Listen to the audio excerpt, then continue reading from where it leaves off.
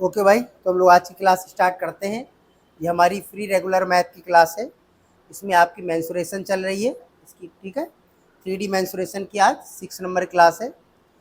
जिन लोगों को भी ज्वाइन करना है, डेली आपको रूटीन से क्लास मिलेगी, तो चैनल को सब्सक्राइब कर दें, ठीक है, और लोगों को शेयर भी कर दें।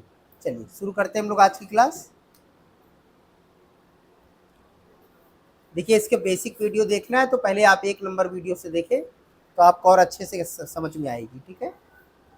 इसकी पीडीएफ के लिए हमारे टेलीग्राम चैनल है दया डॉट शंकर सर, वहाँ से ज्वाइन कर लें और वहाँ से डाउनलोड कर सकते हैं आप। ओके, तो इस क्वेश्चन में क्या कह रहा है, एक 3 मीटर लंबी 2 मीटर चौड़ी नाव है, एक झील में तैर रही है। जब एक आदमी उस पर सवार होता है तो नाव 1 सेंटीमीटर क्या करती है, डूब जाती है। आदमी का भार कितना है बताना है आपको, आदमी का भार बताना है। तो देखो, कोई भी इंसान होगा, जितना उसका खुद का भार होगा उतना ही वो उसको डुबो सकता है नाव को। यानी कि जो नाव का आयतन होगा वो उसके भार के बराबर होगा, आदमी के भार के बराबर, ठीक है। तो नाव का आयतन निकाल लो, ठीक है। लंबाई गुणे चौड़ाई गुणे ऊंचाई निकाल लेते हैं। तो यहाँ 3 मीटर है, मीटर को सबको सेंटीमीटर में बदल लीजिए, तो क्या हो जाएगा 300 सेंटीमीटर इंटू, ठीक है। सेंटीमीटर इसमें ना लिखे, लिख दें, चलिए ठीक, हटा देते हैं। 300 सेंटीमीटर इंटू लंबाई हो गई, चौड़ाई 2 मीटर है यानी कि 200 सेंटीमीटर इंटू ऊंचाई कितनी, कितनी डूब जाती है, जो डूब गई उसकी हाइट हो जाएगी 1 सेंटीमीटर। ये तो पहले से ही दे रहा है, ठीक है। ये पूरा इसका आयतन हो जाएगा, ठीक है। अब इस आयतन को क्या करना है, इस सेंटीमीटर में है, किलोग्राम में निकालना है, ठीक है। इसको 1000 से डिवाइड कर दीजिए, ये हमारा केजी में बदल जाएगा। 0 0 0 0 0 और 0, ठीक है। 30 दूनी 60, 60 केजी इसका वजन आ गया, ठीक है। Second option is correct. तो सेंटीमीटर से जब केजी में जाते हैं तो 1000 से डिवाइड करना है आपको। ओके, अगला क्वेश्चन देखिए क्या कह रहा है। 1 मीटर कोर वाले, कोर मतलब भुजा, कोर का मतलब भुजा वाले एक घन की आकृति है, घन बना हुआ है बॉक्स में, 10 सेंटीमीटर की भुजा वाले, कोर मतलब भुजा वाले कितने छोटे घन काटे जा सकते हैं या रखे जा सकते हैं, ठीक है, एक ही बात है। तो इसमें जब भी कहे कि जैसे बड़े बक्से में छोटे छोटे कितने बक्से रखे जा सकते हैं, कुछ नहीं करना होता है, आयतन बटे आयतन करना है बस। बड़े वाले का आयतन कितना है, 1 मीटर, भुजा कितनी है 1 मीटर, इसको सेंटीमीटर में बदल लो। तो 1 मीटर को क्या लिख सकते हो आप, 100 सेंटीमीटर।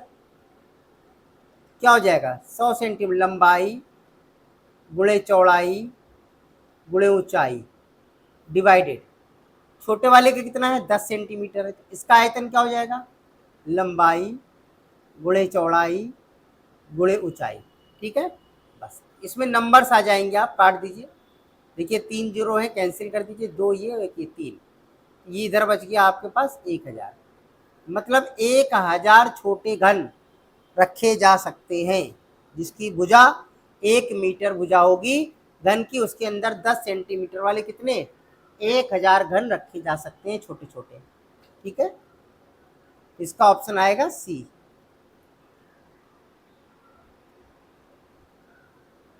कह रहा है 15 सेंटीमीटर भुजा वाले, अब इसकी भुजा कितनी है 15 सेंटीमीटर है। किसी घन में से 3 सेंटीमीटर भुजा वाले कुल कितने घन काटे जा सकते हैं। अगर काटे जा सकते हैं रखे जा सकते हैं, एक ही बात है बेटा, आयतन बटे आयतन करना है केवल आपको, ठीक है। तो बड़े वाले का आयतन क्या हो जाएगा 15 सेंटीमीटर भुजा, 15 इंटू 15 ये इसका आयतन हो गया बड़े वाले का। छोटे वाले का आयतन 3 सेंटीमीटर भुजा है, 3 इंटू 3 मतलब लंबाई गुणे चौड़ाई गुणे ऊंचाई। अब इसको काट दीजिए, 3 × 5 = 15, 3 × 5 = 15, 3 × 5 = 15, कितना आ गया 5 × 25 = 125।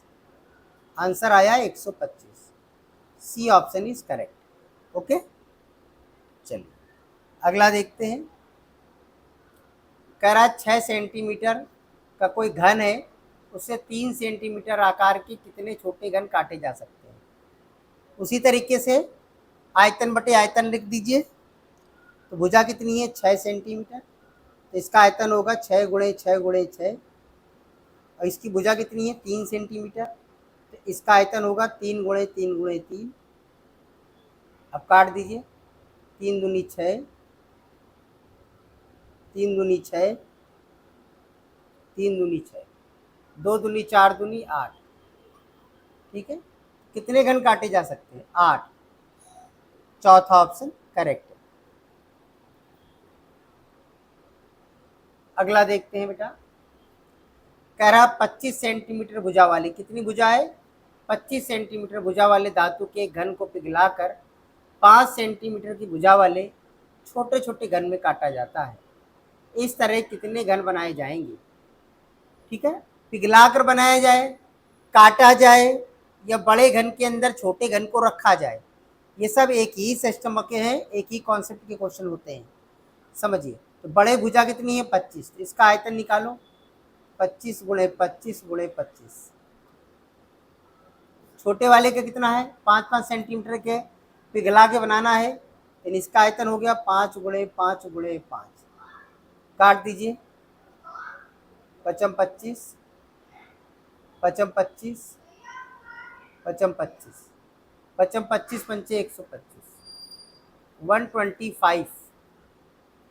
Fourth option is correct.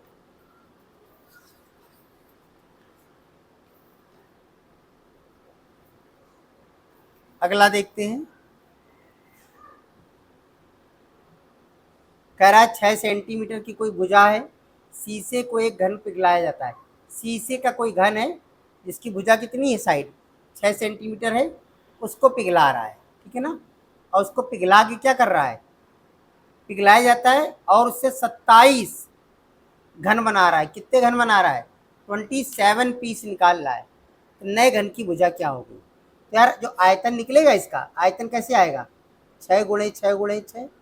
जो ये आयतन आया इसके 27 भाग कर दो, 27 से डिवाइड कर दो, क्योंकि 27 घन बना रहा है ना। कितना आएगा 3 दूनी 6, 3 त्रिका 9, 3 9 27, 3 दूनी 6, 3 त्रिका 9, 3 दूनी 6, 3 एकम 3, 2 दूनी 4 दूनी 8। ये इसका क्या है आयतन। ये छोटे वाले का आयतन है, जो एक नई भुजा बनेगी उसकी भुजा कितनी बन जाएगी 2। ये जो 27 आप छोटे छोटे घन बनाओगे ना, उसकी भुजा कितनी होगी 2, आयतन कितना होगा 2, आयतन कितना होगा 8, भुजा कितनी होगी 2। तो कह रहा है नए घन की भुजा क्या होगी, भुजा कितनी होगी 2 सेंटीमीटर बस। ठीक है, देखिए अगला क्या कह रहा है।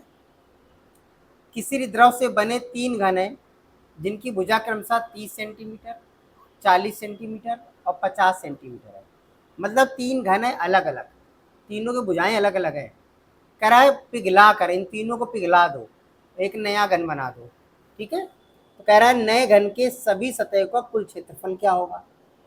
तो पहले अच्छे से समझो।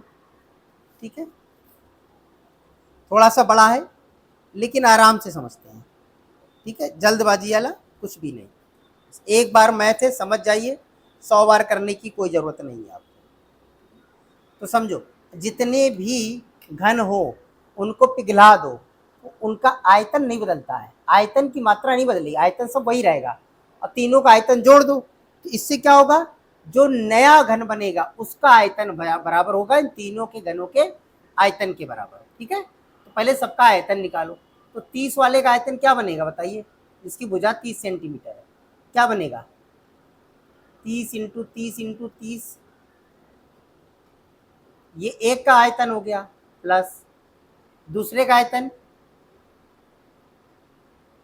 40 इंटू 40 इंटू 40, ये दूसरे का आयतन हो गया, प्लस तीसरे का आयतन। देखिए भाई, तीसरे का आयतन क्या बन जाएगा 50 इंटू 50 इंटू 50, ये तीसरे का आयतन हो गया। अब आ रही बात समझ में? ये बराबर क्या होगा, सारे आयतन जब जोड़ दोगे तो जो नया घन बन रहा है ना उसका आयतन आ जाएगा। ठीक है, आयतन आ जाएगा तो हम लोग भुजा निकाल लेंगे। चलो जरा इसको जोड़ो, कितना होगा, 3 त्रिका 9 त्रिक 27, 27 तो यही हो गया। ठीक है, और 3 जीरो लगा दीजिए, प्लस 4 चौको 16 चौको 64, 3 जीरो लगा दीजिए, पचम 25 पंचे 125, 3 जीरो लगा दीजिए। अब आया समझ में? ये सब जोड़ दीजिए, 7 4 11, 11 5 16, ठीक है, और 6 2 8, 12 8 20 21, और 3 जीरो, कितना हो गया, 2,16,000। अब ये आयतन है, ये क्या है, आयतन है। किसका आता है आयतन है, नए वाले घन का, नए घन का आयतन है ये।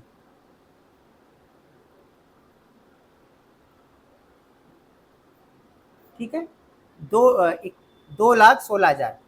तो आयतन बराबर क्या होता है बताओ, आयतन बराबर क्या होता है सर, घन का इस जो भुजा होता है उसका घन होता है, यानी भुजा क्यू। क्या होता है, भुजा क्यू। तो भुजा बराबर क्या हो जाएगा, भुजा बराबर इस आयतन का क्यूबिक रूट निकाल लो, घन निकाल लो उसका। तो 216 किसका होता है ये तो पता ही होगा, 6 को होता है, 6 6 36 छक्का 216, और 3 जीरो से 1 जीरो ले लो, मतलब 60 का क्यूब करेंगे अगर तो आएगा क्या, 2,16,000। तो इसकी भुजा कितनी आ गई, 60 आ गई। नए घन की भुजा कितनी आ गई, 60 आ गई। अब भुजा आ गई तो कह रहा है सभी सतहों का कुल क्षेत्रफल। तो यार 6 सतह होती हैं, 6 गुणे एक सतह का क्षेत्रफल निकालो, इन्हें भुजा स्क्वायर, यानी 60 इंटू 60, बस ये आ जाएगा आपका आंसर। तो 6 छंग 36 और 6 216 और 2 जीरो, मतलब 21,600 आएगा इसका आंसर। सभी कुल सतह का क्षेत्रफल 21,600, यानी कि सेकंड ऑप्शन करेक्ट है। ओके,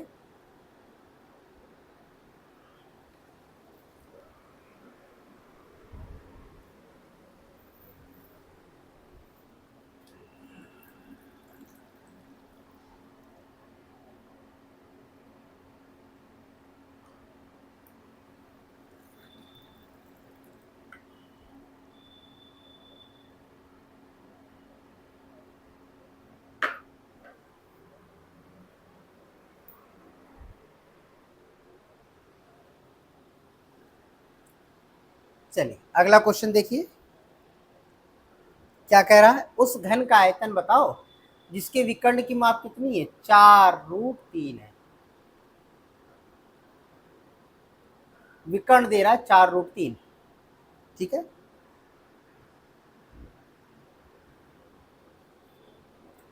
ये बताओ घन का विकर्ण बराबर क्या बताया था हमने आपको, घन का विकर्ण बराबर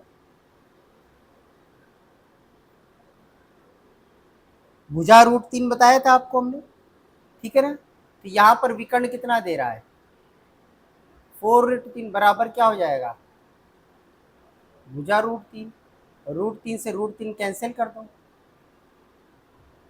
तो भुजा बराबर क्या आ गई, 4 आ गई भुजा। क्या पूछ रहा, आयतन पूछ रहा है, आयतन बराबर क्या होता है, भुजा क्यूब,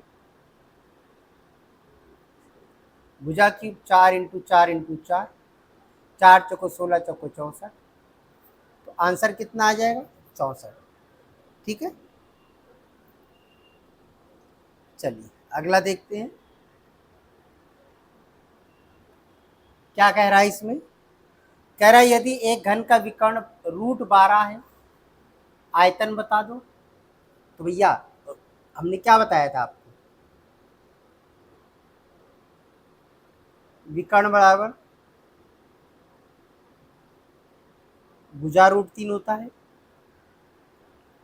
विकर्ण कितना दिया है, 12,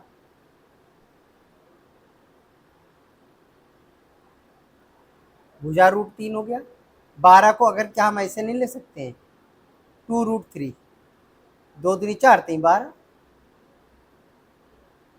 बराबर भुजा √3। √3 से √3 कैंसिल कर दो, भुजा बराबर क्या आ जाएगा 2। और क्या पूछ रहा है, आयतन। आयतन बराबर क्या होता है, भुजा क्यूब, 2 गुणे 2 गुणे 2, 2 दूनी 4 दूनी 8, 8। First option is correct. Okay, चलिए अगला देखते हैं।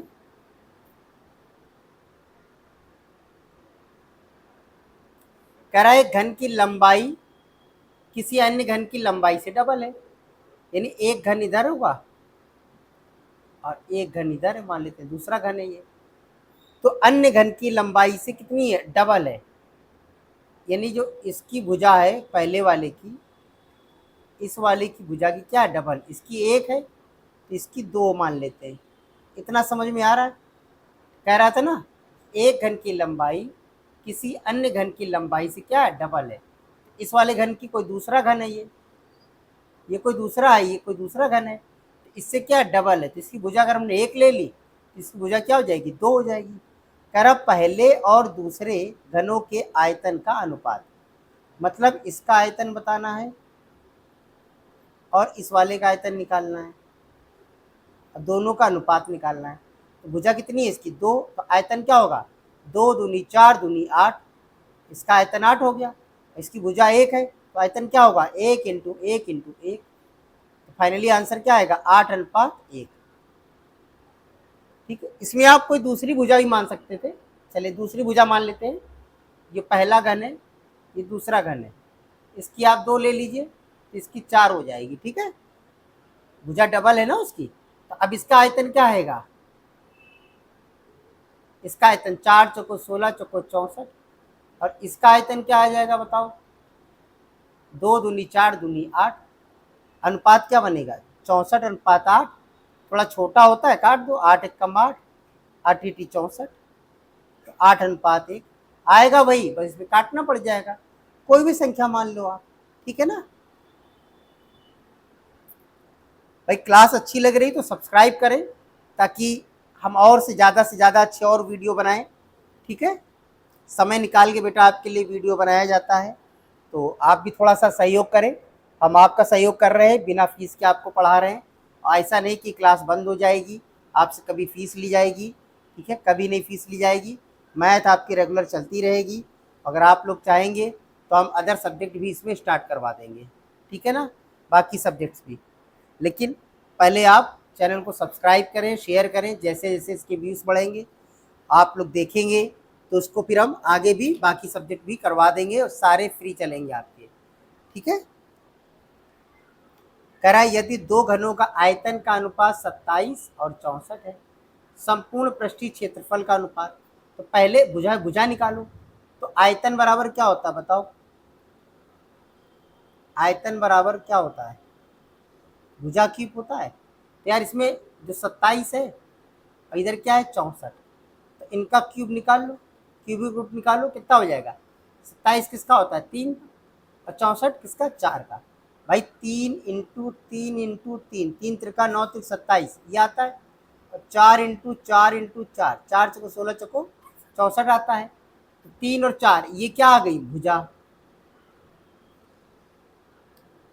ये दोनों क्या आ गई भुजा। अब कह रहा है उनके संपूर्ण पृष्ठीय क्षेत्रफल, संपूर्ण, संपूर्ण का मतलब समझ रहे हो, 6 का मल्टीप्लाई करना पड़ेगा, 6 साइड का पूछ रहा है।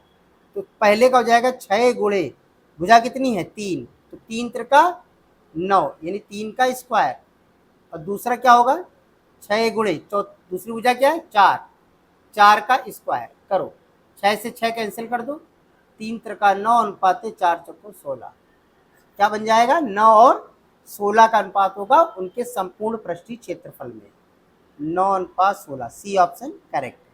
ओके, चलिए अगला क्वेश्चन देखिए। कह रहे यदि दो घनों के आयतन में 27 और 1 का अनुपात है तो उनकी भुजाओं में क्या अनुपात होगा। तो भुजा के लिए क्या करना है आपको, 27 और 1 का क्या निकालना है, ठीक है, क्यूबिक रूट निकाल लीजिए। तो 27 किसका है, 3 का, और 1 का तो 1 ही निकलेगा। ये क्या हो गई आपकी भुजा, क्या हो गई आपकी भुजा आ गई। ठीक है, तो 3 और 1 का अनुपात निकलेगा, पहला ऑप्शन करेक्ट है। ओके, तो भाई ये हमारे आज के क्वेश्चन थे। अगर आपको अच्छे लगे हो, क्लास अच्छी लगी हो, तो सब्सक्राइब करें चैनल को, ठीक है, और लोगों में शेयर भी करें। इसकी पीडीएफ के लिए आप टेलीग्राम चैनल दया.शंकर सर ज्वाइन करें, और वहाँ से आप फ्री आप डाउनलोड कर सकते हैं। ओके, चलिए मिलते हैं हम लोग अगली क्लास में।